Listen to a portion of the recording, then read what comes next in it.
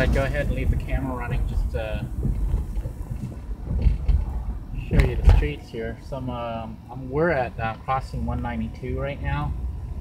This is US 192, the road that leads straight out from Melbourne to Orlando. You follow US 192 right here coming up on our left and right. The right side goes to Melbourne Beach. The left side goes to St. Cloud? Well, it goes to Kissimmee. So if you stay on US 192, you end up all the way in Orlando, all the way up in Disney. That where they call it Strawbridge Avenue. So if you drive by here and you're looking for US 192 and you see Strawbridge Avenue, that is US 192. We're basically riding up towards O'Galley. We're heading north right now on US 1. I'm planning on going to O'Galley. It's 9:19 right now. I'm going to go over to O'Galley and try to stop by the library and do some video uploads and whatnot. Then head over beachside and go for a nice bike ride or beach walk and just chill at the beachside. Plan on staying in this area for the weekend and seeing if they need me to work next week. Call them on Monday. The way it works with the Temp Agency is you have to call in every Monday and let them know you're available. So I'm going to call in. If they say they don't need me, then I'm pretty much free. But I may also have a photo shoot set up. I haven't been shooting as many nature and sunrise pictures because it turns out people don't really like those pictures. I mean, they say they look pretty and whatnot, but the market for it is not so good. The camera's turning, so I'm going to let it turn anyways. Might be a more interesting view to watch the river. This is, I think, the Indian River. So we're driving on US 1 right alongside the Indian River, and you can see all the stuff going on right here along the Indian River. But anyhow, I really should move that bag. I've got a bag here making all sorts of noise. It's a bag of food.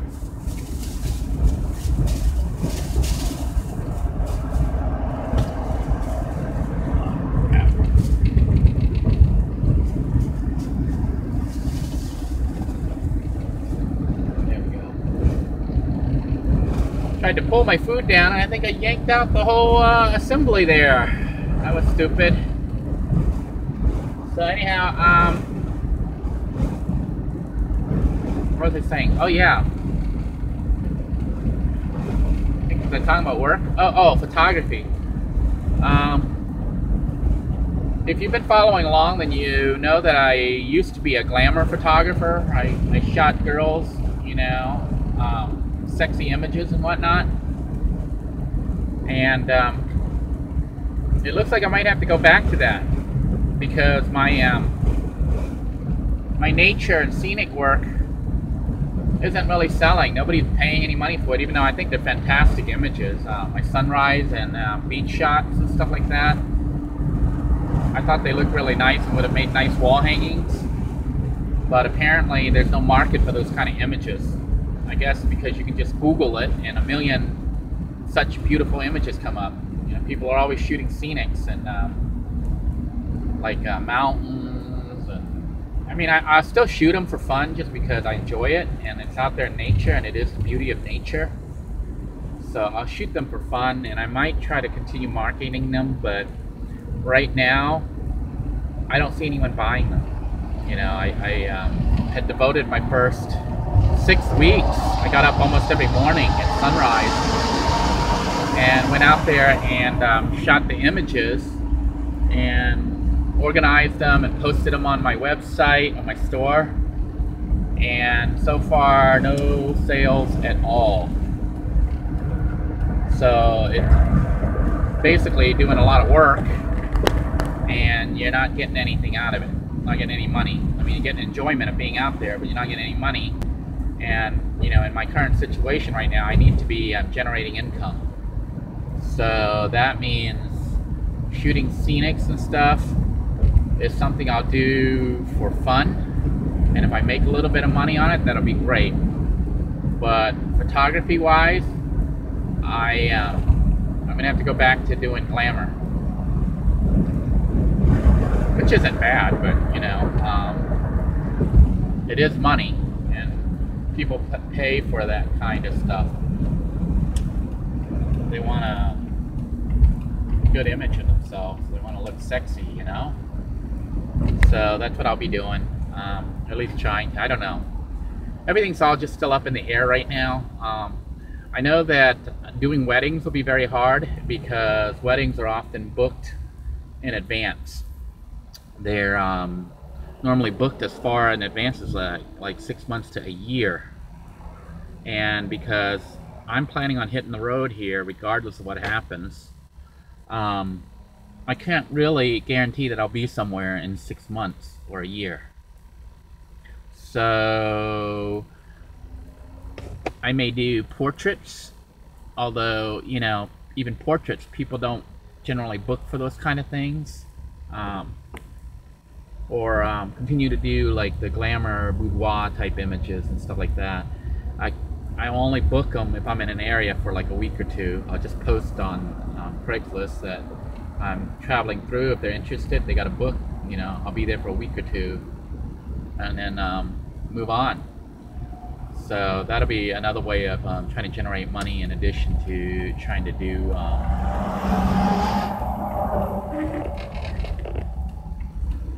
stuff with the temp agency. And some people had suggested like labor force, I think it's what it's called. So I'm going to look into that also, to try to get some income coming in. The ultimate plan is to generate enough money that I can travel and see things for a while. And then meanwhile, I'm going to try to continue making child support payments as I can, you know, like let them deduct the payments, which is kind of bad because after they deduct everything, I think I end up with like $3 per hour. I don't know how you're supposed to live off $3 per hour. Oh, great, the road is closed. So I'm gonna go around the block here and try to get to the library. This is the O'Galley Civic Center, and I think they have an art museum in there, unless they've moved it. But basically, trying to save up some money. Right now, I'm just trying to survive. But the ultimate goal is not to be like this forever, because this is very stressful. You know, not knowing if you're gonna have enough money to make it to the next day. But the plan is to try to get to the point where I'm generating decent income again and continuing to live in the van to conserve that money so that eventually I can buy some land somewhere, maybe a cheap house, even a little shack or something, I don't care. Just a house to live in and build. I'd like to try to find it in an area where they won't mess with me, where they'll let me build stuff. If nothing else, I might end up buying a trailer and building one of those tiny houses. That way, you know, you don't fall under the restrictions of building codes and all these guidelines and stuff. Because I want to build my own house and make it self-sufficient. Doesn't need to be anything big, it just needs to be comfortable and cozy and generate its own electricity. I need to be able to catch water, enough water to use. And that's pretty much it, you know. We're here at the little galley pier and library here, so we're going to try to back in here and see if the library is open, and if it is, we're going to go in and try to get some work done. So, alright.